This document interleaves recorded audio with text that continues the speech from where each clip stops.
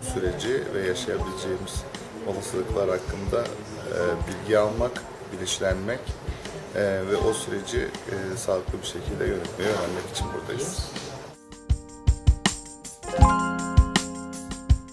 8 saat süren cumartesi pazarımızı içeren bir eğitim oldu. Bu eğitim sonrası söyleyebileceğim en net şey daha bilinçli olduğumuz, doğumdan korkmadığımız ve keşke siz rahat, sağlıklı bir doğum istediğimiz ve bunu da neyle nasıl yapabileceğimizi de az çok bilmiş olmamız.